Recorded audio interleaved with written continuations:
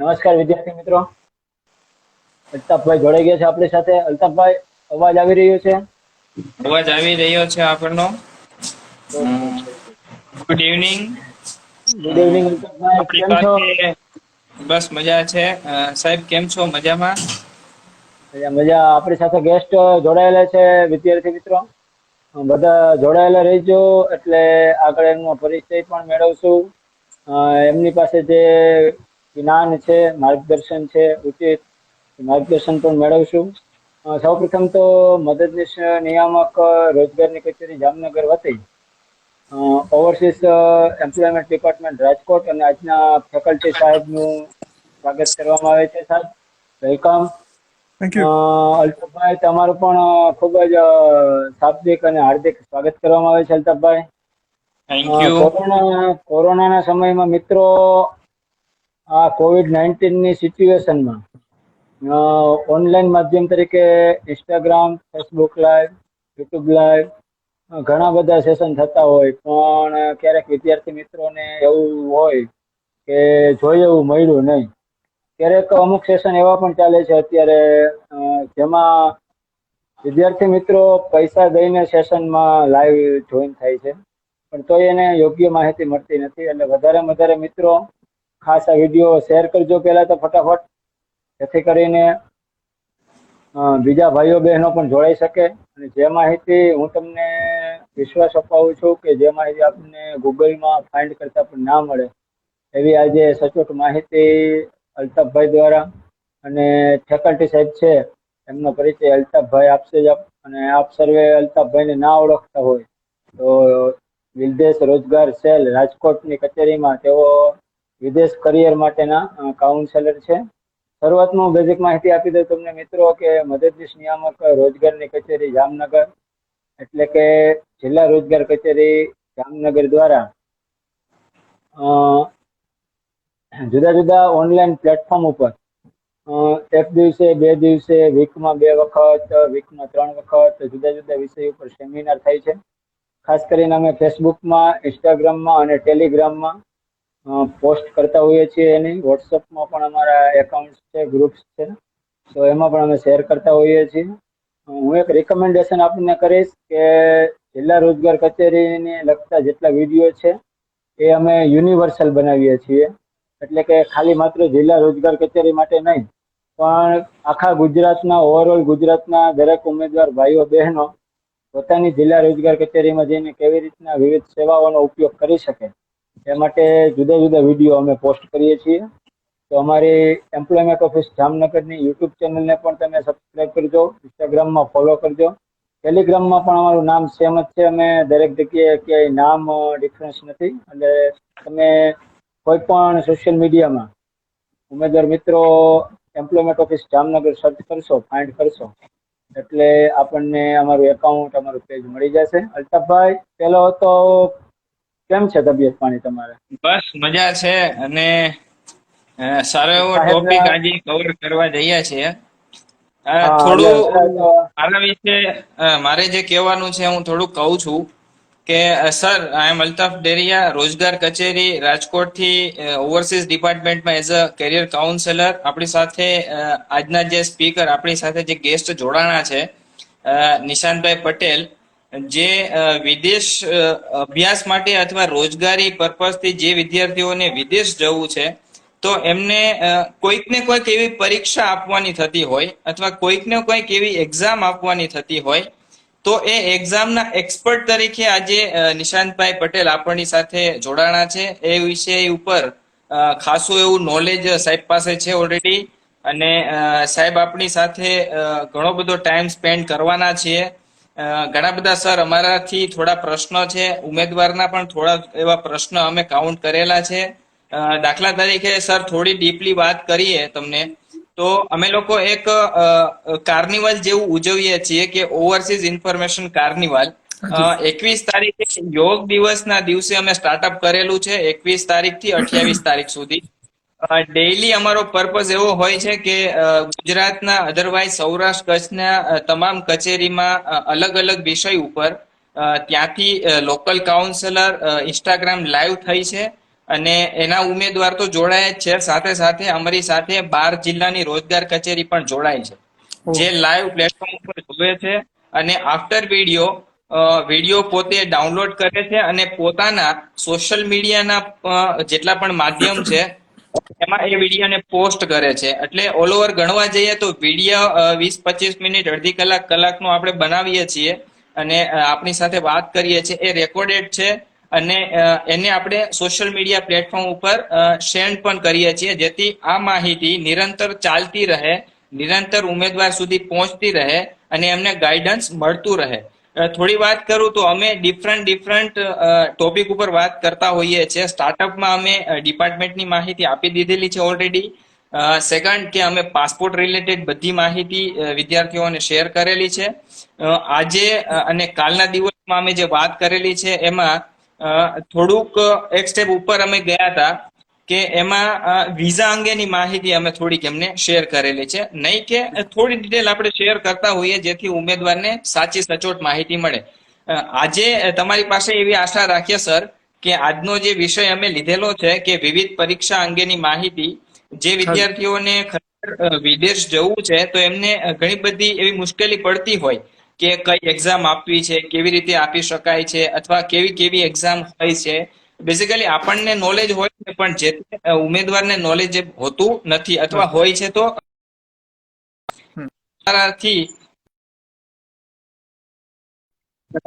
માહિતી ઉમેદવાર સુધી પહોંચે કે એક વસ્તુ એક લેવલ સુધી એ પહોંચી જાય અને એ એક્ઝામ સુધી ક્રેક કરવાની કહેવાય ને ભાવના, અંદરથી લાગણી એમનામાં બંધાય અને એ આપણી સાથે નિરંતર જોડાતા રહે. તો સર વધારે ટાઈમ નહીં લેતા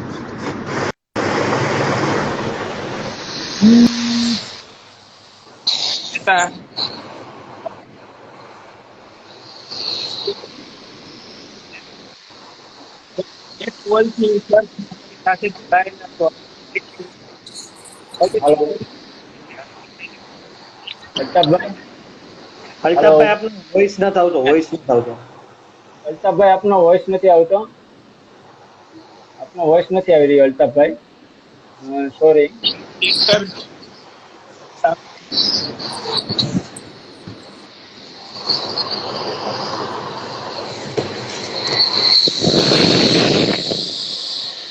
જ્યાંથી તમે લેફ્ટ મૂવેબલ થઈ જાઓ, તમારે બેકગ્રાઉન્ડ વોઇસ આવે છે. હવે મારું વોઇસ ક્લિયર થાય છે? ક્લિયર છે પણ ઓકે, આપણે એમાં મેન્યુઅલી માઇક પણ બંધ કરી શકીએ, એટલે જે બોલતા ના હોય એ માઇક બંધ રાખી શકીએ. મારા લેવલથી મારી જે બીજી સાથે જોડાયેલા નિશાંત પટેલને બીજો આપવાનું હતું સર, આશા રાખું કે ઉમેદવારોના જે કોઈ પ્રશ્નો અમને વિચારેલા છે એ વિચારીને જવાબ. અલ્તાફભાઈ વોઇસ નથી આવતો, તમારો વોઇસ નથી આવતો. એવું હોય તો પાછા બહાર નીકળીને પાછા એડ થાવ, એવું હોય તો.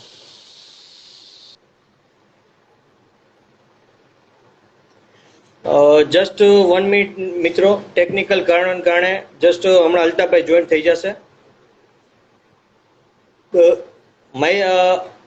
ફર્સ્ટ ઓફ ઓલ હું મારું ઇન્ટ્રોડક્શન હું પોતે જ આપી દઉં, બરોબર. હું પોતે એમ્પ્લોયમેન્ટ ઓવરસીઝ રાજકોટમાં એઝ એ અલ્તાફભાઈ અને અમે બંને સાથે એઝ એ ઓવરસીઝ કાઉન્સેલર તરીકે ફરજ બજાવીએ છીએ. અને આજે આપણે જસ્ટ એક જ રિક્વેસ્ટમાં નિશાંતભાઈએ ખૂબ જ સારો રિસ્પોન્સ આપ્યો કે ભાઈ જસ્ટ મેં વાત કરી કે ભાઈ આપણે છોકરાઓને થોડું ઘણું ગાઈડન્સ આપવું છે, કે આપનો અનુભવ આપ શેર કરો, માહિતી આપની પાસે જે નોલેજ છે એ નોલેજ છોકરાઓને પણ મળે. તો નિશાંતભાઈ એક જ રિક્વેસ્ટમાં કીધું કાંઈ વાંધો નહીં હાર્દિકભાઈ, હું રેડી છું, બરોબર છે, મને કાંઈ વાંધો નથી. એટલે ખૂબ ખૂબ આભાર નિશાંતભાઈનો, બરોબર છે. હવે વધારે ટાઈમ ન લેતા હું નિશાંતભાઈને રિક્વેસ્ટ કરીશ કે નિશાંતભાઈ આપ જસ્ટ આજનો આપણું ટોપિક છે ઓવરસીઝમાં આઉટ ઓફ ઇન્ડિયા જવું હોય તો કઈ કઈ એક્ઝામ્સ દેવી પડે, તો એ એક્ઝામ કઈ કઈ છે, એમાં કઈ રીતે શું પ્રોસેસ થઈ શકે, કઈ રીતે બેઝિક આપ થોડુંક નોલેજ શેર કરો, માહિતી આપો, જેથી બધા વિદ્યાર્થીઓને અમને પણ નોલેજ મળે. નિશાંતભાઈ. ડેફિનેટલી હાર્દિકભાઈ, થેન્ક યુ. નિશાંતભાઈ, હાજી અલ્તાફભાઈ, ફર્સ્ટ ઓફ ઓલ, હા અંકિતભાઈ, અંકિતભાઈ, હાજી, જિલ્લા, હા, પહેલા તો તમારું સ્વાગત છે. ખૂબ થેન્ક ખૂબ યુ, થેન્ક યુ. શરૂઆતમાં જ ખૂબ જ થેન્ક યુ કે આપ આપના કિંમતી સમયમાંથી પણ વ્યસ્તતામાંથી તમારા માટે ટાઈમ કાઢીને જુદા જુદા પ્રશ્ન અમે નોટ ડાઉન કરેલા છે સર. ધીમે ધીમે હું અને અલ્તાફભાઈ આપણને પૂછીએ એ પહેલા સર તમારી તબિયત પાણી કેમ છે? ઓલ ગુડ, પરફેક્ટલી રાઈટ, મજામાં છો ને? મજામાં, મજામાં, કોરોના એકદમ કાળ મજામાં. છે, કોરોના કાળ છે અને કોરોના પાછું કાર્ડ છે, એવું છે યસ, યસ. કે અને તાવ, શરદી, ઉધરસના જ્યાં હોય ત્યાં વાયરલ ઇન્ફેક્શન છે. હા, એટલે તબિયત સાચવવી પડશે. હું અલ્તાફભાઈને શરૂઆત કરીશ કે પહેલો સવાલ એ કરે, બાકી મેં નોટ ડાઉન કરેલા આપણે 6-7 સવાલ છે. અંકિતભાઈ એમ કરીએ, બેઝિકલી પેલા નિશાંતભાઈ થોડુંક ઇન્ટ્રોડક્શન માહિતી આપી હતી, ઇન્ફોર્મેશન, અને ઓકે પછી ઓકે લાસ્ટમાં થોડુંક એમનું કન્વર્સેશન કમ્પ્લીટ થઈ પછી આપણે ક્વેશ્ચન આન્સર રાખીએ, જેથી આપણે નિશાંતભાઈનું વધારે કેને કે નિશાંતભાઈ એનો કીધું છે કે મને ક્વેશ્ચન પૂછો તેનો વધુમાં વધુ લાભ આપણને મળી શકે, એટલે તો નિશાંતભાઈ સમજવા લાભ મળી શકે. યસ યસ, પછી છેલ્લે ક્વેશ્ચન આન્સર રાખીએ. યસ નિશાંતભાઈ, યસ. ઓકે, હું પ્રાઇમરી ડિટેલ્સ બધી થોડી આપી દઉં પહેલા. મેજર લાઈક સ્ટુડન્ટ્સ માટે અત્યારે એવું છે કે foreign education is the first source. Immigration પહેલાં બહુ ઇઝી હતું. Before 6-7 years immigration was very easy, એટલે બધા ડિરેક્ટલી જોબ માટે, પરમનન્ટલી વસવા માટે countries like Australia, Canada, New Zealand, UK જઈ શકતા હતા. હવે ઇમિગ્રેશન ટફ થઈ ગયું છે અને ધીરે ધીરે અવેરનેસ આવી ગઈ. અવેરનેસ એવી આવી ગઈ છે કે પહેલાં ફોરેન એજ્યુકેશન માટે પેરેન્ટ્સ પૂછતા કે ભાઈ ત્યાં જઈને શું કરશું, કેવી રીતે ભણશું, પહેલાં તો પહોંચશું, શું કામ પહોંચશું, લાઈક ક્વેશ્ચન્સ એવા હતા ને કે જે બહુ પ્રાઇમરી સ્ટેજના હતા. અને ખાસ કરીને આપણા એરિયાના સૌરાષ્ટ્રના તો એટલા બધા આપણે અવેરનેસમાં એટલા પાછળ હતા ને છોકરાઓ. લાઈક આપણી બીજી બાજુ આપણે જોઈએ ને કે ભાઈ ગુજરાતના સપોઝ ખેડા ડિસ્ટ્રિક્ટના કે મહેસાણા બાજુથી તો બધાને અવેરનેસ બહુ હતી. સૌરાષ્ટ્રમાં આપણે અવેરનેસમાં બધા બહુ પાછળ, અને એમાંય ઇંગ્લિશ લેંગ્વેજમાં આપણે સાવ પાછળ. ઇંગ્લિશ લેંગ્વેજ આવે એટલે બધાને તકલીફ થોડી ઘણી તો પડવાની જ, કારણ કે આપણે અહીંયા આગળ ઇંગ્લિશ બેકગ્રાઉન્ડ ઇઝ સમથિંગ જે બહુ આપણે આમ હાંસિયામાં ધકેલાયેલું કહેવાય. તો વધારે પડતું તો હવે છેલ્લા 5 વર્ષથી વધારે અવેરનેસ આવી ગઈ છે. ખબર છે કે હવે ફોરેન એજ્યુકેશનના ફાયદા શું છે, અને એને કારણે થઈને ભવિષ્યમાં વર્ક પરમિટ પણ મળે છે, સેટલ થવાની પણ તકો મળે છે. એટલે જે પહેલા પીઆર ડિરેક્ટલી થતું હતું એની બદલે હવે સ્ટુડન્ટ વિઝાથી પીઆર થવાના ચાન્સીસ વધી ગયા. સોરી, એક કોલ આવી ગયો હતો વચ્ચે. ઓકે, નાવ જે IELTS એક ટેસ્ટ છે ફોરેન એજ્યુકેશન માટેની અત્યારે સૌથી વધારે એક્સેપ્ટેબલ, દરેક કન્ટ્રીમાં એક્સેપ્ટેબલ ટેસ્ટ, એક IELTS નું ફૂલ ફોર્મ છે international English language testing system. બે એવી બોડી છે, IDP અને બ્રિટિશ કાઉન્સિલ. આ લોકો એ ટેસ્ટ લે છે, કન્ડક્ટ કરે છે. આખા વર્લ્ડમાં એ લોકો ટેસ્ટ કન્ડક્ટ કરે છે, અને એ લોકોના જે સ્ટાન્ડર્ડ પ્રોસિજર હોય છે બે સેમ છે. ઘણા બધા એવા રૂમર્સ ચાલતા હોય, કોઈ એમ કે IDPમાં ટેસ્ટ આપો તો રિઝલ્ટ મળે, કે બ્રિટિશ કાઉન્સિલમાં ટેસ્ટ આપો રિઝલ્ટ મળે. એવું કંઈ હોતું નથી. એક સ્ટાન્ડર્ડ પ્રોસિજર હોય છે ને એ લોકો એને જ ફોલો કરે છે. કેમ્બ્રિજ ઇસવલ એ ટેસ્ટને ઓન કરે છે. લિસનિંગ, રીડિંગ, રાઇટિંગ અને સેક્શન હોય છે જે આપણે ઇંગ્લિશ કોમ્યુનિકેશન મેજર કરવા માટે, લેંગ્વેજ આપણી મેજર કરવાની એક સિસ્ટમ એ IELTS. અને IELTSની જેમ જ બીજી અમુક ટેસ્ટ છે, જેમ કે ટોફેલ જે યુએસમાં બહુ ચાલતી હતી, PT જે અત્યારે એક નવી પ્રચલિત થયેલી ટેસ્ટ છે જે ઘણી બધી કન્ટ્રીઝમાં અત્યારે એક્સેપ્ટ કરી રહી છે. PT એટલે પિયર્સન ઇંગ્લિશ ટેસ્ટ છે. એમાં IELTS એક એવી ટેસ્ટ છે કે જે બધી જ જગ્યાએ ચાલે છે. એટલે મેજર સ્ટુડન્ટ્સ અત્યારે IELTS પાછળ વધારે મહેનત કરતા જોવા મળે, વધારે IELTS ના સ્ટુડન્ટ્સ રાઈટ. નોર્મલી IELTS ની ટેસ્ટ દર મહિને લેવામાં આવે છે. એના ટેસ્ટ સેન્ટર્સ હોય છે દરેક સિટીમાં, જે રાજકોટ, બરોડા, અમદાવાદ, સુરત, વિદ્યાનગર, ઇવન આણંદ વિદ્યાનગરમાં પણ લેવામાં આવે છે. રાજકોટમાં પણ ટેસ્ટ સેન્ટર છે.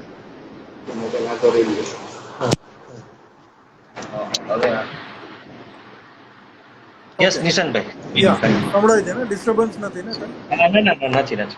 Okay okay. તો રાજકોટમાં પણ ટેસ્ટ સેન્ટર છે. કોઈ હોટેલ હોય, એ હોટેલની અંદર એક કોઈ રૂમ હોય મોટો, લાઈક હોલ હોય, એની અંદર જ એ લોકો ટેસ્ટ કન્ડક્ટ કરી લેતા હોય છે. ટેસ્ટમાં લિસનિંગ, રીડિંગ અને રાઇટિંગ પેન પેપર બેઝડ હોય છે, એટલે એક વખતમાં લેવાઈ જાય, અને સ્પીકિંગ હોય અલગથી લેવાનું હોય છે.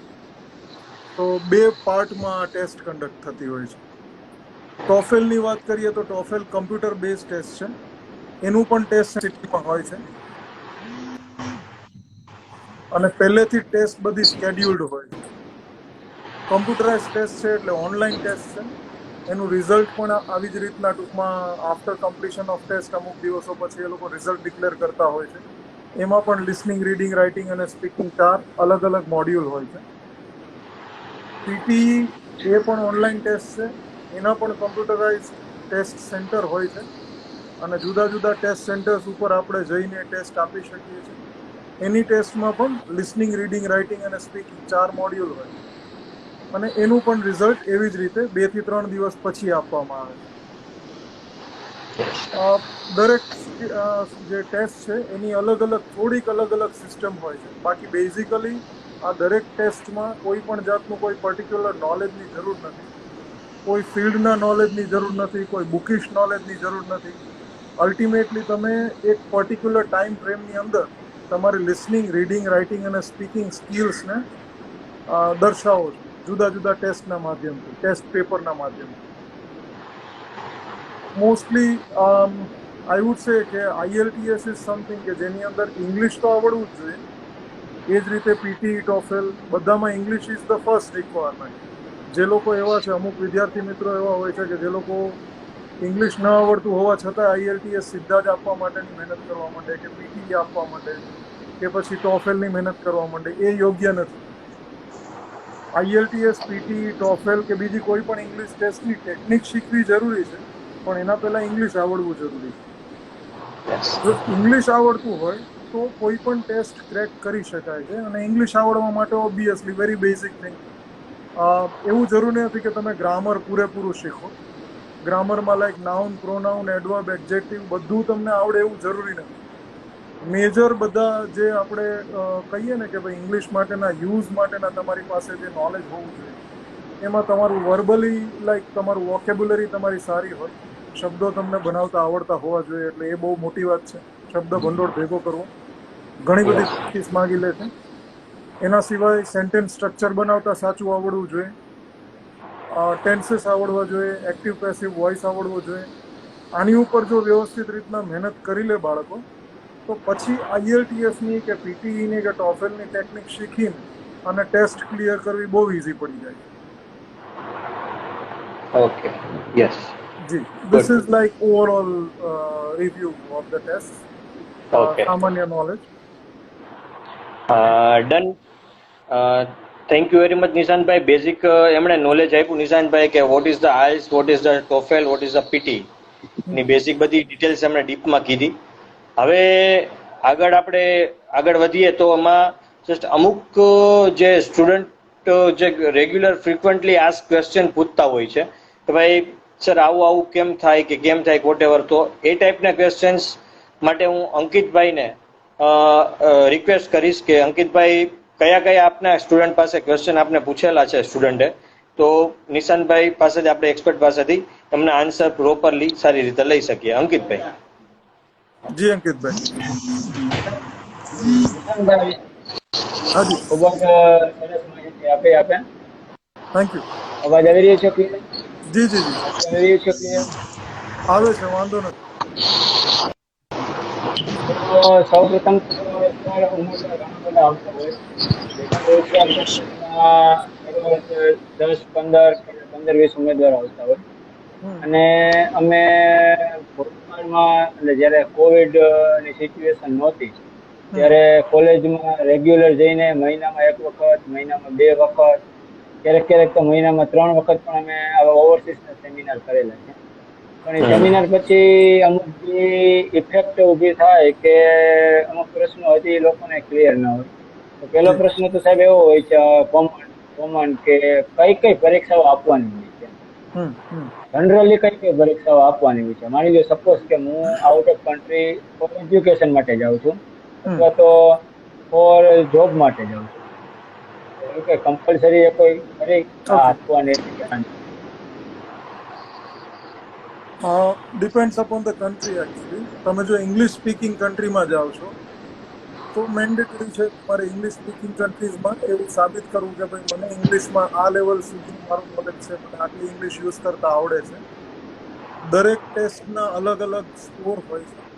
દરેક ટેસ્ટમાં સ્કોરને અલગ અલગ નામ આપવામાં આવે છે. જેમ કે IELTSમાં બેન્ડ સ્કોર્સથી બોલાય છે, એમાં 0 to 9 બેન્ડ્સ હોય. PTEમાં માર્ક્સ હોય છે, ટોફેલમાં માર્ક્સ હોય છે. તો ઇટ ડિપેન્ડ્સ કે તમે શેના માટે પહેલાં તો અપ્લાય કરો છો. For an example, student visa માટે કોઈ સ્ટુડન્ટ અપ્લાય કરે છે, જેમ કે UK, Australia, UK, New Zealand, Canada, આ બધી જગ્યાએ જો અપ્લાય કરે છે ને એમાં બે અલગ અલગ લેવલ, પોસ્ટ ગ્રેજ્યુએશન અને under graduate. Post graduation level માટે જો કોઈ અપ્લાય કરે છે તો કોમ્પિટન્ટ અથવા તો પ્રોફિશિયન્ટ લેવલ જોઈએ, જેમાં 6 પર સેક્શન, 6.5 ઓવરઓલ અથવા તો 7 બેન્ડ સુધીનો સ્કોર જોઈએ. એવી જ રીતે PTEમાં ઇક્વેલન્ટ સ્કોર 55, 60 સુધીનો જોઈએ. એ જ રીતે ટોફેલમાં. અને જો તમે અંડર ગ્રેજ્યુએટ કોર્સીસ માટે અપ્લાય કરો છો તો પણ અરાઉન્ડ 6 બેન્ડ્સ ઓવરઓલ અને ઘણી જગ્યાએ 5.5 પર સેક્શન, ઓવરઓલ 6 બેન્ડ્સ આવી રીતના સ્કોરની જરૂરિયાત હોય છે. હવે જોબ માટે જે લોકો એપ્લિકેશન કરતા હોય છે, મોસ્ટલી ઇમિગ્રેશન એપ્લિકેશન હોતી હોય છે. એમાં એમ્પ્લોયમેન્ટના બેઝ ઉપર એપ્લાય કરવું, જેમ કે લાઈક આફ્રિકા કે એવી કન્ટ્રીઝ જેમ કે દુબઈ છે, જ્યાં આગળ પહેલાં તમે જોબ ઓફર હોય છે ને એના બેઝ ઉપર પછી વિઝા એપ્લાય કરો છો. આના કરતાં એક થોડીક અલગ સિચ્યુએશન હોય છે. ઇમિગ્રેશન માટે પહેલાં તમારે એપ્લિકેશન કરવાની હોય છે ગવર્મેન્ટને, સીધી જ ઇમિગ્રેશન ડિપાર્ટમેન્ટને, જેમાં તમે તમારી સ્કિલ્સ પ્રૂવ કરો છો અને એ લોકોની જરૂરિયાત હોય છે એ પહેલેથી જ એ લોકો પોતાની કન્ટ્રીઝની વેબસાઇટ ઉપર મૂકતા હોય છે કે આવી આવી ઓક્યુપેશન્સની અમારે જરૂરિયાત છે. ફોર એન એક્ઝામ્પલ, IT ડિમાન્ડમાં હોય, એન્જિનિયરિંગ ડિમાન્ડમાં હોય, મેડિકલ ફિલ્ડવાળા ઓક્યુપેશન્સ બધા ડિમાન્ડમાં હોય. તો તમે ઓસ્ટ્રેલિયા, કેનેડા, ન્યૂઝીલેન્ડ, આ 3 કન્ટ્રીઝમાં પર્ટિક્યુલરલી ઇમિગ્રેશનની એપ્લિકેશન કરી શકો છો, જેમાં ટેમ્પરરી રેસિડેન્શિયલ વર્ક પરમિટ મળે છે અને પરમનન્ટ વિઝા પણ મળતા હોય છે. અને એમાં તમે આખા ફેમિલીને લઈને જઈ શકતા હોવ છો. આવા વિઝાસ માટે થઈને અગેન ઇંગ્લિશની ટેસ્ટ મેન્ડેટરી હોય છે. ઓસ્ટ્રેલિયા IELTS અને PTE ને માન્યતા આપે છે, ટોફેલ ત્યાં નથી ચાલતી. કેનેડામાં IELTS એક જ મેન્ડેટરીલી, ઇન્ડિયાથી આપણે આપવી હોય તો IELTS એક જ ઓપ્શન છે. ન્યૂઝીલેન્ડમાં પણ PTE અથવા IELTS બંને ચાલે છે. અને એમાં અગેન ઇમિગ્રેશનની એપ્લિકેશનને રિક્વાયર્ડ બેન્ડ સ્કોર્સ અલગ અલગ લેવલના હોય છે. જેમ કે અમુક માની લો કે ફોર એન એક્ઝામ્પલ આપણે મેડિકલ પ્રોફેશનલ કોઈ છે, અથવા તો ફાર્માસિસ્ટ છે, અથવા તો કોઈ બેરિસ્ટર છે, લોયર છે, એ લોકોને એપ્લિકેશન કરવી છે, નર્સને એપ્લિકેશન કરવી છે, તો એમને એકેડેમિક મોડ્યુલ આપવી પડશે અને IELTSમાં 7 ઇંચ અથવા તો બીજી PTEમાં 7 ઇંચ ઇક્વિવેલન્ટ સ્કોર લેવો પડશે. વેરેસ કોઈ એન્જિનિયર અપ્લાય કરે છે તો એમાં 6 ઇંચ ચાલશે, IT પ્રોફેશનલ અપ્લાય કરે છે 6 ઇંચ ચાલશે. પણ અગેન એ લોકોને પોતાના પોઈન્ટ્સ વધારવા હોય તો આ જ ટેસ્ટમાં 7 ઇંચ લાવશે તો એડિશનલ પોઈન્ટ્સ મળશે. અને આ જે ઇમિગ્રેશન સિસ્ટમ્સ હોય એ બધી પોઈન્ટ બેઝ સિસ્ટમ હોય, ને પોઈન્ટ બેઝ સિસ્ટમ હોય એટલે ઓબ્વિયસલી બીજા કરતાં વધારે પોઈન્ટ્સ લાવીએ તો જ આપણો વારો આવવાનો છે. So actually depends upon the application. કઈ ટાઈપની એપ્લિકેશન આપણે કરીએ છીએ એના બેઝ ઉપર આપણું સ્કોર ડિપેન્ડ કરે છે, કેટલો જોઈએ છે. કોમેન્ટ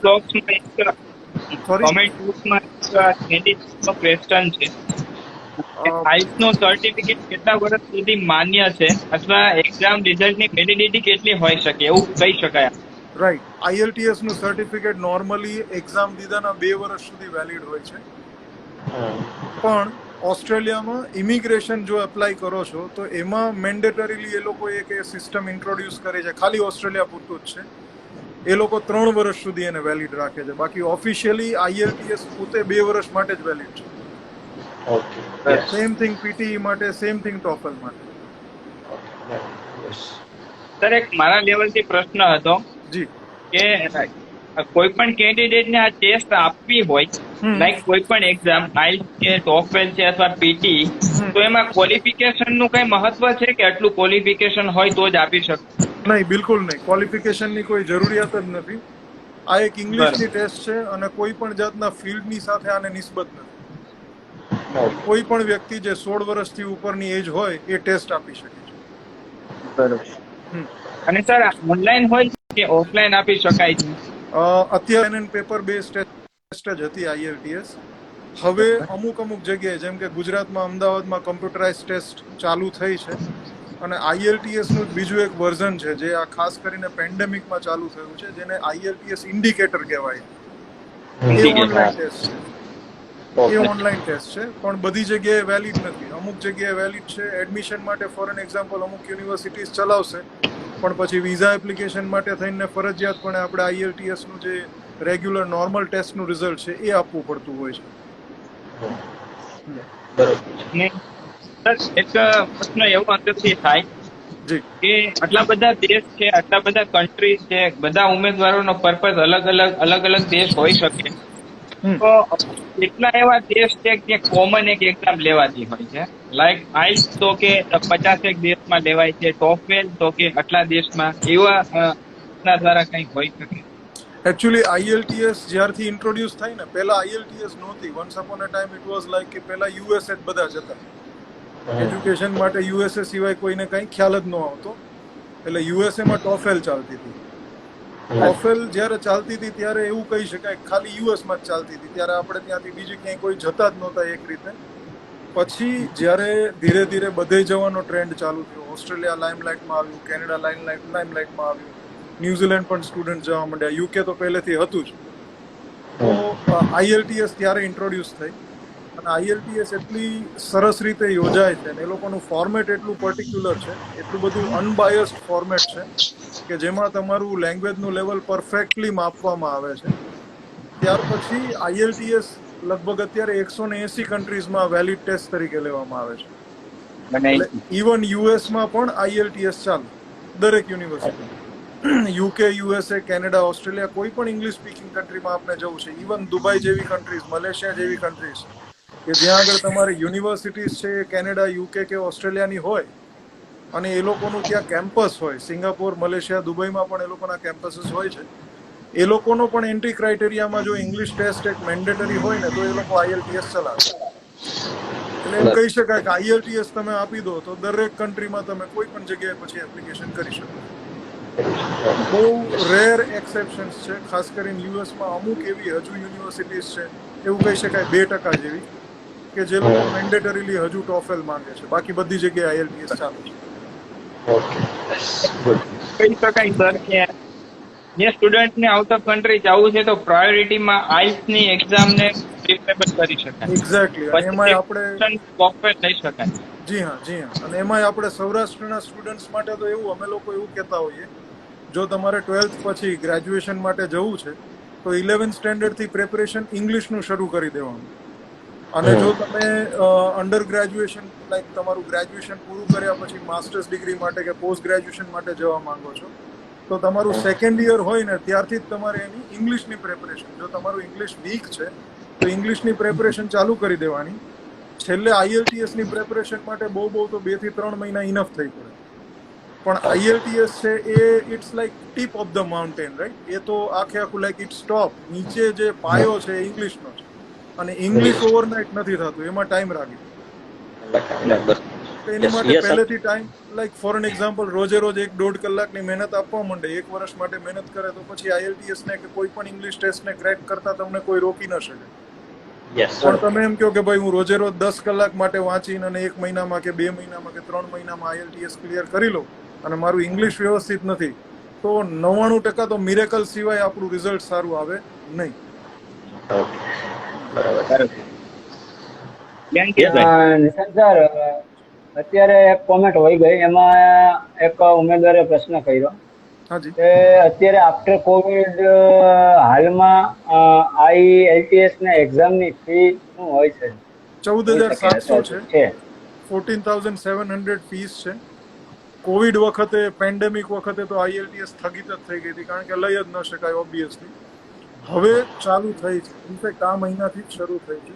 છેલ્લા ઘણા વખતથી પોસ્ટપોન થતું આવતું હતું અને અત્યારે ફીસ હજુ 14,700 જ છે. પણ આ લોકોનું એવું છે કે લગભગ દર વર્ષે ફીસમાં ઇન્ક્રીમેન્ટ તો આવતું જ હોય છે.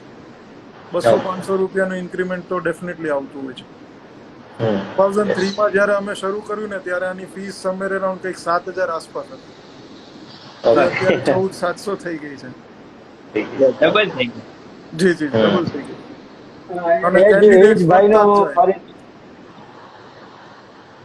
જાય. એજ કેન્ડિડેટનો એજ પાછો સવાલ છે કે Okay. ગ્રેજ્યુએશન જો એમને ઇંગ્લિશમાં કરેલ છે સબ્જેક્ટ સાથે હા તો આઈએલટીએસ જરૂરી છે? એકચ્યુઅલી યુકે અને ઓસ્ટ્રેલિયા આ બે કન્ટ્રીઝમાં અમુક યુનિવર્સિટીઝ છે કે જે લોકો medium of English medium of instruction જેનું ઇંગ્લિશ હોય ને, જેને થ્રુ આઉટ ઇંગ્લિશ મીડિયમમાં સ્ટડી કરેલું છે, એટલે કે બીએ ઇંગ્લિશ કરેલું છે એવી રીતના નહીં, પણ બીએ ઇંગ્લિશ મીડિયમમાં કરેલું છે અને ઇંગ્લિશ સબ્જેક્ટ સાથે કરેલું છે, ફોર એન એક્ઝામ્પલ, અથવા તો બીએસસી બીઈ કંઈ પણ, અથવા તો સ્કૂલિંગ જેમણે ઇંગ્લિશ મીડિયમ એટલે કે ઇંગ્લિશ સ્કૂલમાં કરેલું છે, અથવા તો કોલેજમાં એનું મીડિયમ ઓફ ઇન્સ્ટ્રક્શન ઇંગ્લિશ હોય, તો એ લોકો એમઓઆઈ મીડિયમ ઓફ ઇન્સ્ટ્રક્શનના સર્ટિફિકેટના બેઝ ઉપર ડિરેક્ટલી એડમિશન અને વિઝા લઈ શકે છે. પણ આ બધી જગ્યાએ એપ્લિકેબલ નથી. અમુક જ યુનિવર્સિટીઝને આની માન્યતા મળેલી છે અને ત્યાં આગળ તમે એપ્લાય કરો તો જ એક્સેપ્ટેબલ હોય છે. ગુડ. આગળના સવાલ કરીએ આપણે. એક સવાલ માઇન્ડમાં આવ્યો અત્યારે મારા બેઝિક ઉપરથી. બે સવાલ છે પણ એક સવાલની અંદર છે. હાજી. આઈએલટીએસ માં એક તો કેટલા બેન્ડ હોવા જોઈએ અને ટોએફમાં કેટલો સ્કોર હોવો જોઈએ? આ બે સવાલ છેલ્લા 1-1.5 વર્ષથી કોમન પૂછાય છે. બરાબર. આમાં એક તો બેન્ડ કેટલા હોવા જોઈએ અને સ્કોર કેટલો હોવો જોઈએ ટોએફલમાં? ઓકે, હવે જેમ મેં કીધું એ પ્રમાણે તમારી રિક્વાયરમેન્ટ પ્રમાણે સ્કોર હોય છે. ફોર એન એક્ઝામ્પલ, સપોઝ એક જસ્ટ એક્ઝામ્પલ લઈએ. એક સ્ટુડન્ટ છે જેને માસ્ટર્સ ડિગ્રી માટે એપ્લાય કરવું છે, સપોઝ યુકે અથવા ઓસ્ટ્રેલિયા, તો એને માસ્ટર્સ ડિગ્રી માટે મોસ્ટલી 90% કોલેજીસ યુનિવર્સિટીઝમાં 6.5 ઓવરઓલ અને પર સેક્શન 6, એટલે કે દરેક લિસનિંગ, રીડિંગ, રાઇટિંગ અને સ્પીકિંગમાં ઓછામાં ઓછા 6 બેન્ડ હોવા જોઈએ અને બધાનું જે ટોટલ ઓવરઓલ થાય એમાં 6.5 બેન્ડ્સ હોય. કેનેડામાં ફોર એન એક્ઝામ્પલ અમુક યુનિવર્સિટીઝ છે, યુએસમાં અમુક યુનિવર્સિટીઝ છે જે હાઈલી કોમ્પિટિટિવ હોય છે, જ્યાં આગળ એપ્લિકેશન બહુ આવતી હોય છે, જેની નામના બહુ હોય, એ લોકો આઈએલટીએસમાં 7 બેન્ડ્સ માંગે, તો એ લોકો માસ્ટર્સ ડિગ્રી માટે જ એપ્લાય કરતા, છતાંય ત્યાં આગળ તમારે 7 બેન્ડ્સનું રિઝલ્ટ આપવું પડે. એ જ રીતે અમુક યુનિવર્સિટીઝ એવી છે કે જે લોકો માસ્ટર્સ ડિગ્રીમાં 6 ઓવરઓલ હોય અને એકમાં કદાચ 5.5 હોય તો એડમિશન આપશે. તો ઇટ ડિપેન્ડ. ટોફેલમાં એ જ રીતે એની ઇક્વિવેલન્ટ સ્કોર હોય છે. ટોફેલમાં એકચ્યુઅલી ચારેય સેક્શનના અલગ અલગ સ્કોર્સ હોય છે. એની ઇક્વિવેલન્ટ ચાર્ટ હું આપને મોકલી દઈશ, જેથી કરીને આપ વેબસાઇટ ઉપર મૂકી શકો, જેથી ગમે ત્યારે હેન્ડી આપ એ ચેક કરી શકાય. પણ મેજોરિટી અત્યારે 90% સ્ટુડન્ટ્સ અત્યારે આઈએલટીએસ અથવા તો પીટીઈ લે છે. ટોફેલ ઇઝ સમથિંગ જે બહુ આઉટડેટેડ થઈ ગયું છે અને એનું મેઇન રીઝન પણ છે, એમાં એક ગ્રામેટિકલ સેક્શન આવે છે, ગ્રામરનો એક પર્ટિક્યુલર પોર્શન આવે છે, જે કોઈને જો ગ્રામરમાં તકલીફ હોય ને તો એને કારણે સ્કોર ઘટી જતા હોય છે. અને ટોફેલ એક એવી ટેસ્ટ છે કે જે અત્યારે બધી જગ્યાએ પાછી ચાલતી પણ નથી. એટલે આપણે એમાં ઇક્વિવેલન્સી ચાર્ટ હોય જ છે, ટોફેલનો, આઈએલટીએસનો અને પીટીઈનો. અને જનરલી બધા એને આવી રીતના CEFR લેવલ કહેવાય છે, કોમન યુરોપિયન ફ્રેમવર્ક લેવલ કહેવાય છે, એ CEFR ની સામે કમ્પેર કરતા હોય છે. એટલે એમાં આપણે એમ ગણીને ચાલવાનું કે 6 અથવા તો 6.5 બેન્ડ્સ છે એ એક કોમ્પિટન્ટ લેવલ કહેવાય અને લગભગ 99% યુનિવર્સિટી કોલેજીસમાં ગ્રેજ્યુએશન માટે ચાલશે અને 6.5 હશે તો માસ્ટર્સ માટે ચાલશે, પોસ્ટ ગ્રેજ્યુએશન માટે ચાલશે. ઇમિગ્રેશન હશે તો ઇમિગ્રેશનમાં પોઈન્ટ બેઝ સિસ્ટમ હોય તો એની અંદર 6 પર સેક્શન મિનિમમ રિક્વાયરમેન્ટ હોવા છતાંય સ્ટુડન્ટ્સ 7 ઈચ માટે મહેનત કરતા હોય, કારણ કે એનાથી પોઈન્ટ્સ વધે છે. એટલે it depends upon your requirement. Actually IELTS નું રિઝલ્ટ છે એવું નથી હોતું કે ભાઈ તમે આટલા માર્ક્સે પાસ થઈ ગયા કે પછી આટલા માર્ક્સમાં તમે ફેલ થયા. એના બેન્ડ્સ અથવા તો પીટીઈ નો સ્કોર કે ટોફેલ નો સ્કોર એ ખાલી તમારી લેંગ્વેજનું લેવલ દર્શાવે છે. હવે તમારે કયા લેવલની લેંગ્વેજ સાબિત કરવાની છે એના ઉપરથી આપણે એ ટેસ્ટનું રિઝલ્ટ કેટલું જરૂરી છે એ સાબિત નક્કી થાય. Thank you. Thank you sir. My pleasure. હાર્દિકભાઈ તમે વાત કરી શકો. બીજા કઈ ક્વેશ્ચન અંકિતભાઈ કઈ આપની પાસે કે અલ્તાફભાઈ પાસે હોય કે આપ પૂછી શકો? મારી પાસે એક બે છે જે હા, તો હું સરને એ જ કહેવા જતો હતો. સર ક્લિયર ને અવાજ આવી જી રહ્યો છે જી ને? જી, અવાજ ક્લિયર. હા, એમાં એવું છે કે ક્યારેક ક્યારેક ઇન્ટરનેટ છે ને અચાનક વહી જાય છે નાખી. હા, અને વરસાદ સરસ ચાલુ થઈ ગયો છે અત્યારે પણ.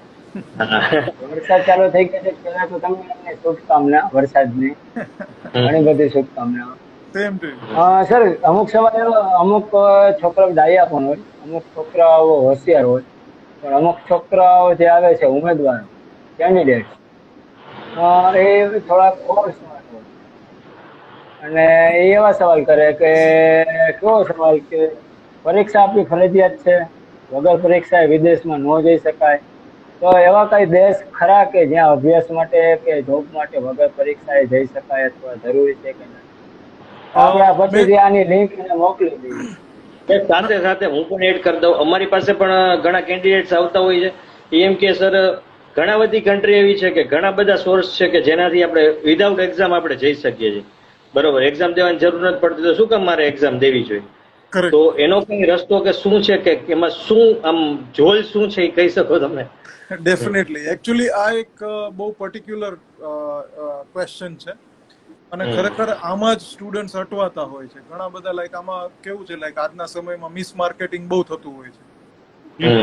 એમાં આપણા સ્ટુડન્ટ્સને જેનું ઇંગ્લિશનું લેવલ નબળું હોય અને પહેલેથી જ ફોબિયા હોય મારાથી નહીં થાય, આઈએલટીએસ ખબર નહીં કેમ દરેક સ્ટુડન્ટના મનમાં 90% સ્ટુડન્ટ્સ હું જેને મળતો હોઈશ ને, પહેલા તો એ લોકોને એક જ વસ્તુ, આઈએલટીએસ નથી આપતું. છતાં એમ પૂછીએ તો કે એવી કોણ મહેનત કરે? એના માટે થઈને લાઈક એવું કહી શકાય કે લાઈક જ્યારે નેસેસિટી હોય ને ત્યાર પછી એની રિક્વાયરમેન્ટ ફૂલફિલ કરવા માટે થઈને કંઈક ને કંઈક તો રસ્તા નીકળે છે. Ultimately is a business. IELTS itself is a business. અને ફ્યુચરમાં ગમે ત્યાં આગળ જવું છે, જ્યાં આગળ, તો ત્યાં આગળ યુનિવર્સિટી કોલેજીસ છે, એ લોકોની માટે ઇન્ટરનેશનલ સ્ટુડન્ટ્સ તો મોટામાં મોટો બિઝનેસ સોર્સ. એ લોકોએ આવી રીતના અમુક યુનિવર્સિટી કોલેજીસે એવી માન્યતા મેળવી લીધી છે અને એ બધી ખરેખર સારી યુનિવર્સિટી કોલેજીસ હોય. એ લોકોએ એડમિશનમાંથી એવી માન્યતા મેળવી લીધી હોય કે ભાઈ અમે ઇન્ડિવિજ્યુઅલી સ્ટુડન્ટને એસેસ કરશું.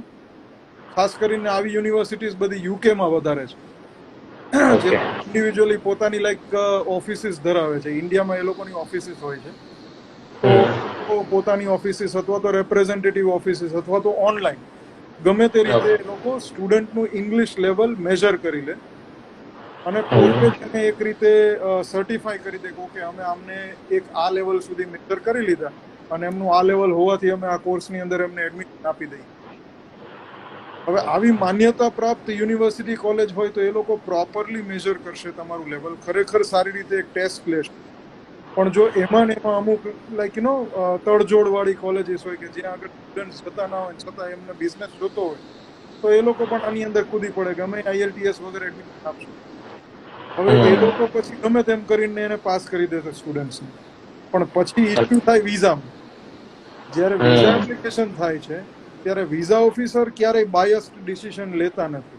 એ લોકો હંમેશા એક જ વસ્તુ જોવે કે ભાઈ આ સ્ટુડન્ટની પ્રોફાઇલ જેન્યુઇન છે કે નથી, એનો ખરેખર સ્ટડી ભણવા માટે આવવાનો જ પર્પસ છે કે પછી આનો ઉપયોગ કરીને અહીંયા આગળ વસવા આવે છે. એટલે જેવી તેવી કોલેજમાં કે જેવી તેવી જગ્યામાં ક્યાંય વિધાઉટ આઈએલટીએસ જવા જશે તો વિઝા રિફ્યુઝલના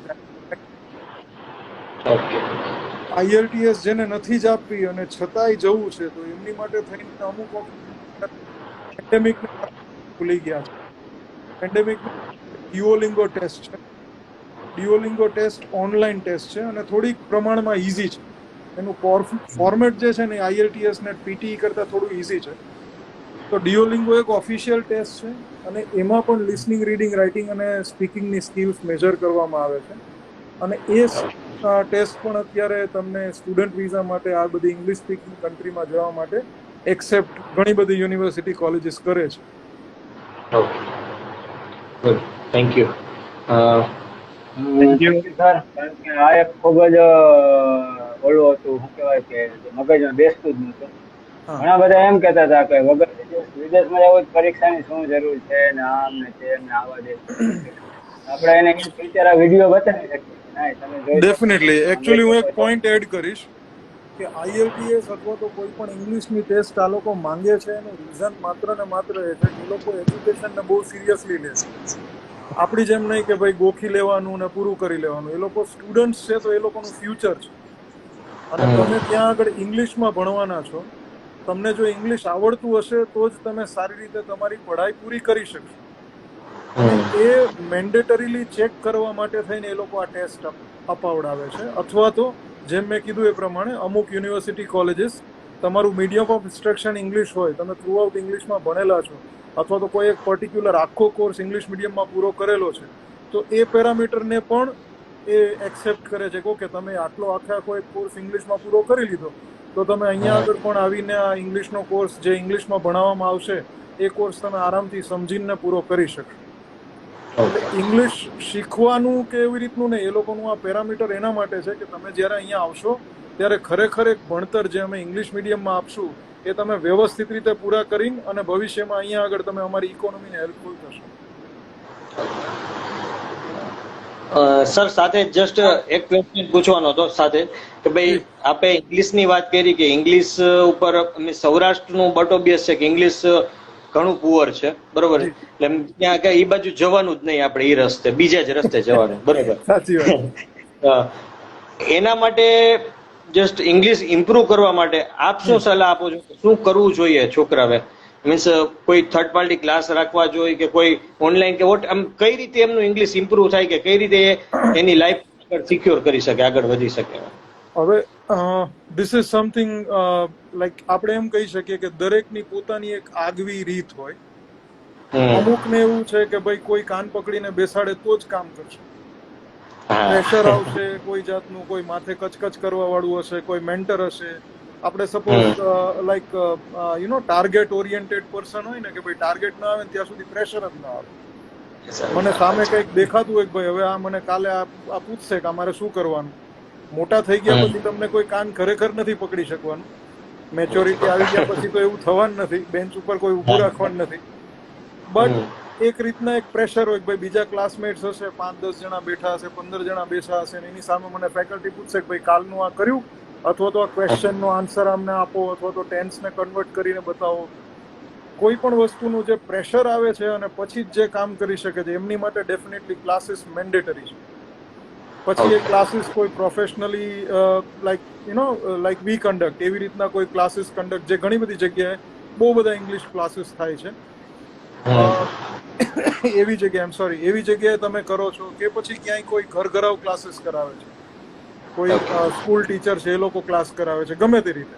પણ તમને પ્રેશરની જરૂર છે તો definitely go to A mentor, go to A teacher. એમાં ધ્યાન એ રાખવાનું, ઇંગ્લિશના ક્લાસીસ બે જાતના હોય. એક ખાલી સ્પોકન ઇંગ્લિશ હોય. Spoken English in the sense કે એમાં સિચ્યુએશનલ પ્રેક્ટિસીસ હોય. તમને અમુક જાતની સિચ્યુએશનમાં અમુક જાતનું ઇંગ્લિશ બોલવાનું ગોખાવી દેવામાં આવે. IELTS કે ઇંગ્લિશની કોઈ પણ ટેસ્ટ ક્રેક કરવી હોય તો આ સ્પોકન ઇંગ્લિશના ક્લાસીસ તમને કામ નહીં લાગે. તમારે બેઝિક ક્લિયર કરવું પડશે, જે ખરેખર માથાનો દુખાવો છે એકચ્યુઅલી. કારણ કે પહેલી વસ્તુ વોકેબ્યુલરી, ઈંટો તો જોઈએ પહેલા, અને વોકેબ્યુલરી એટલે એની અંદર લાઈક તમને કોઈ ગોખાવી દેશે એ ચાલશે નહીં. એટલે રોજિંદી લાઈફમાં તમારે એને વણી લેવું પડે અને એને પરાણે તમારે પ્રેક્ટિસમાં ઉતારવું પડે. એક એક વસ્તુને ઉત્સાહથી જાણવી પડે. મારી સામે આટલી વસ્તુઓ છે તો એને શું કહેવાય, અને એના માટે તેમ રોજે રોજ થોડું ખણખોદ કરવું પડે, થોડું પોતાની રીતે પણ મહેનત કરવી પડે. જો ઇંગ્લિશની ટેસ્ટ ક્લિયર કોઈ પણ કરવી છે તો ડેફિનેટલી ઇંગ્લિશનું નોલેજ જરૂરી છે. અને ઇંગ્લિશનું નોલેજ ગેઇન કરવા માટે જો તમારે ટાર્ગેટ ઓરિએન્ટેડ પ્રેક્ટિસ જોતી હોય તો ક્લાસીસમાં જઈને, અને જો નથી જોતી તો ઘરે પોતાની રીતે પણ કરી શકો છો. કારણ કે બહુ બધું મટીરિયલ ઓનલાઈન અને બુક્સમાં પણ, લાઈક આપણે બુક સ્ટોર્સમાં જઈએ તો ઘણા બધા ઇંગ્લિશ સ્પીકિંગના અને એ બધા બુક્સ બધી અવેલેબલ હોય છે. ઇવન કોઈ કોન્વેન્ટની સ્કૂલની તમે ઇંગ્લિશની બુક્સ લઈ લો તો પણ તમને ચાલે. લાઈક મોસ્ટ ઇમ્પોર્ટન્ટ પાર્ટ ઇંગ્લિશમાં શીખવા માટેનું, જે મેં કહ્યું એ પ્રમાણે, તમારે શબ્દોથી ચાલુ કરો, વર્બ્સ, સેન્ટેન્સ સ્ટ્રક્ચર શીખી લો, ટેન્સીસ શીખી લો. 60 to 70% તો તમારું આમાં જ પૂરું થઈ જશે. તમારે બહુ હાયર લેવલનું એડવાન્સ્ડ ઇંગ્લિશ તો યુઝ કરવું નથી. ફોર એન એક્ઝામ્પલ, ગ્રેજ્યુએશન કે માસ્ટર્સ માટે જાઓ છો, 6.5 માટે મહેનત કરવી છે તો આટલું કરી લો, બહુ થઈ ગયું. ફોનિક્સમાં કે પછી ઇવન ડાયરેક્ટ ઇનડાયરેક્ટ સ્પીચ કરવા માટે કે એ કમ્પોઝિશનમાં અને નાઉન પ્રોનાઉન ને એવું બધું શીખવામાં, એમાં બધામાં જેમ આમ થાક લાગે ને કંટાળો આવે તો એ નહીં કરવાનું, એ છોડી દેવાનું.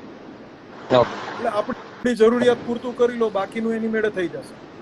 થઈ જશે, સમજી. અને પછી તો કેવું છે, ઇંગ્લિશ સ્પીકિંગ કન્ટ્રીમાં ગયા પછી માણસને એમનેમ જ ઇંગ્લિશ બોલતા આવડી જાય છે. પછી આપણે પાછા પડીએ એમની સામે, એવું ઇંગ્લિશ એ લોકો યુઝ કરે.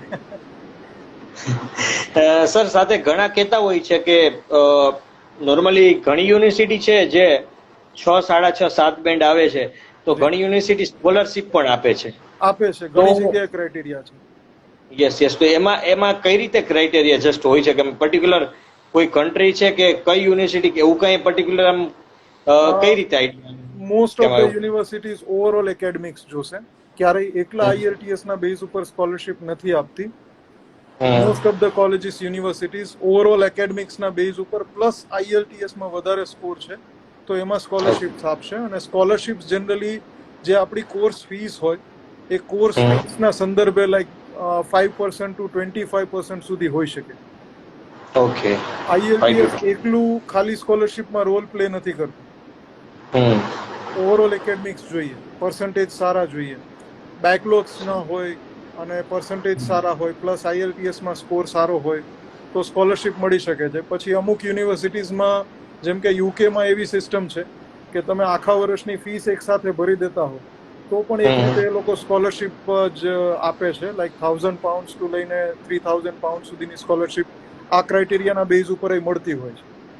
Okay, yes, thank you. Sir એક સવાલ હતો લાસ્ટમાં, અવાજ આવી રહ્યો છે ને મારો? હા હા આવે છે. પેલા તો મારી એક પ્રશ્ન એ હતો કે માત્ર અભ્યાસ માટે તો આપણે એક્ઝામ વિશે ચર્ચા કરી કે જુદા જુદા અભ્યાસ માટે એક્ઝામ જરૂરી છે, બરાબર છે, આગળના વિશેષમાં જઈને. પણ ખાલી મને જવું હોય તો ધંધો કરવા જવું હોય માટે પણ કઈ એક્ઝામ આપવી જરૂરી છે? ટુરિસ્ટ વિઝા માટે નહીં, કશું જ નહીં, કોઈ જરૂરિયાત નહીં. એવું concept નહીં ને, એમાં ખાલી પાસપોર્ટ અને વિઝાની પ્રોસેસ માટે જ નીકળવાનું રહે. જી જી જી. એટલે સર લાસ્ટનો સવાલ એ છે કે આપણે ગુજરાતમાં કહેવત છે કે નાણાં વગરનો નાથ્ય અને નાણે નાથા લાલ. પૈસા હોય એટલે એને નાથા લાલ. તો પરીક્ષા છે, આપણે 3 જે મેજર પરીક્ષા વિશે ચર્ચા કરી કે IELTS, PTE અને TOEFL. તો ત્રણેયની ફી અત્યારે હાલની પરિસ્થિતિમાં કેટલી છે એ એક છેલ્લો સવાલ કરે, આપણે જવાબ મેળવીને રેપઅપ કરીએ. હા, 15,000 આસપાસ ત્રણેયની ફીસ છે. 15,000ની એની ફીસ છે. એવરી ટાઈમ તમે એક્ઝામ આપશો ને એટલે એવરી ટાઈમ એ ફીસ ભરવા પાત્ર હોય છે. ક્યાં આપવાની હોય? દરેક ટેસ્ટનું રાજકોટમાં સેન્ટર છે. 3નું ટેસ્ટ સેન્ટર રાજકોટમાં હોય છે. દર મહિને ટેસ્ટ હોય છે અને પહેલેથી ટેસ્ટ શેડ્યુલ નક્કી જ હોય છે. એટલે તમે આજથી લગભગ 3 મહિના, 6 મહિના, 8 મહિના પછી પણ ટેસ્ટ લેવા ધારો તો અત્યારથી તમે બુકિંગ કરાવી શકો છો. ઓકે. અને ફ્રીક્વન્સી પણ બહુ હોય છે. મહિનામાં તમે ઘણી બધી વખત આ ટેસ્ટ આપવાની પોસિબલ હોય છે. એટલે તમે ગમે ત્યારે ધારો ત્યારે તમે ટેસ્ટ આપી શકો. અને એનું કારણ એ છે કે આ દરેક કન્ટ્રીઝમાં આપણે અહીંયા આગળ એડમિશન ખાલી વર્ષમાં એક જ વાર થાય, જ્યારે આ બધી કન્ટ્રીઝમાં એડમિશન 2 અથવા 3 વખત થતા હોય. એ લોકો ટ્રાઇમેસ્ટર સિસ્ટમથી ચાલતા હોય. એટલે તમે જે નિર્ધારિત કર્યું હોય કે મારે આ ટ્રાઇમેસ્ટરમાં જવું છે, આમાં એડમિશન લેવું છે, અકોર્ડિંગલી તમે તમારી ટેસ્ટ પ્લાન કરી શકો છો. Yes, okay, nice. અલ્તાફભાઈ, અમારા તરફથી તો બધા ડાઉટ ક્લિયર છે. હવે રજા આપીએ. આપણી સાથે જોડાવા બદલ દિશાનભાઈ પટેલ, આપનો ખૂબ સારો એવું સમય મને ફાળવ્યો. અને ખરેખર ઉમેદવારને જેવી માહિતીની રિક્વાયરમેન્ટ હતી એ પ્રકારની માહિતી આપણે એમને તમારા દ્વારા મળેલી જ છે.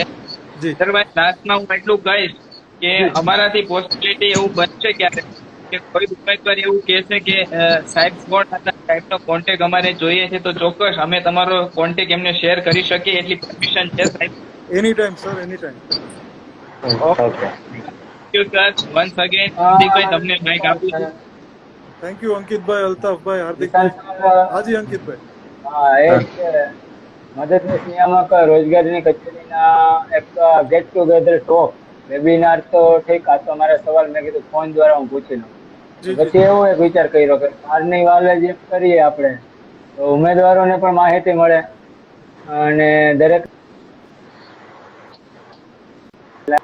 ટોકમાં જોડાવા બદલ સર જિલ્લા રોજગાર કચેરી જામનગર અલ્તાફભાઈનો, હાર્દિકભાઈ મહેતાનો તેમજ નિશાંતભાઈ સરનો પણ ખૂબ આભાર વ્યક્ત કરે છે. અને પધારો ક્યારેક જામનગર પધારો, ખૂબ જ જોવાલાયક સિટી છે. ડેફિનેટલી મારું તો ભાઈ, હું જામનગર તો બધા વર્ષે એક વખત નરારા આવવાનું થાય જ. હા હા બની તો ચાલો સાહેબ, અલ્તાફભાઈ ચાલો મળીએ. હવે એકવાર આવો ને નિશાંતભાઈ, ત્યારે અંકિતભાઈ નો લાભ લેજો હા, જામનગર. 100% ચોક્કસ ચોક્કસ અંકિતભાઈની ચોક્કસ. નજરે અમારે અમે અહીંયા ઘણા બધા રાજાશાહીના હજી અવશેષો રાખીને બેઠા છીએ. આજે ચોક્કસ વધારો. ચોક્કસ ચાલો. Thank you thank you so much. Very much. આવજો. Thank you. આવજો. બાય. ઉમેદવાર મિત્રો, આ વિડીયો આપને ઇન્સ્ટાગ્રામમાં પણ મળી જશે. આ વિડીયો આપણને ફેસબુકમાં, યુટ્યુબની ચેનલમાં પણ આપણને મળી જશે.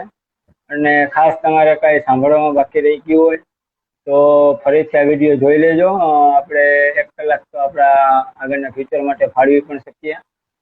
ખાસ અંતે ફરીથી તમને જણાવી દઉં કે ટેલિગ્રામ, ઇન્સ્ટાગ્રામ, પછી ફેસબુક અને યુટ્યુબમાં અમે છીએ. દરેક જગ્યાએ એમ્પ્લોયમેન્ટ ઓફિસ જામનગર સર્ચ કરજો એટલે અમે તમને અમારા એકાઉન્ટ, અમારા પેજ બધું તમને મળી જશે. ખાસ કરીને નોકરી, જોબ, ભરતી, કોઈ પણ પ્રકારની રિક્રુટમેન્ટ, પછી આ કોવિડની પરિસ્થિતિમાં ઓનલાઈન ભરતી મેળવો, ઓનલાઈન સેમિનાર, ઓનલાઈન વેબિનાર, જુદા જુદા વિષય ઉપરના અપડેટ્સ વાળા વિડીયો તમને બધું જ જોવા મળશે. ખાસ અમને યુટ્યુબમાં પણ સબસ્ક્રાઈબ કરજો, ઇન્સ્ટાગ્રામમાં પણ બધા મિત્રો ફોલો કરજો. તમારા ભાઈઓ બહેનો અને મિત્રોને પણ આ વિડીયો વિશે જણાવજો. અને આને આગળના વિડીયો, પાસપોર્ટ શું છે, વિઝા શું છે, કેવી રીતના સામાન્ય કિંમતમાં સરકારી પ્રોસેસ દ્વારા પાસપોર્ટ અને વિઝા કઢાવી શકાય, એ માટેના આગળના વિડીયો પણ તમને અમારી યુટ્યુબ ચેનલ એમ્પ્લોયમેન્ટ ઓફિસ જામનગરમાંથી મળી રહેશે. કોવિડની પરિસ્થિતિમાં બધા ઘરે રહો, સ્વસ્થ રહો એવી શુભેચ્છાઓ સાથે વંદે માતરમ. ભારત માતા કી જય. જય જય ગરીબી.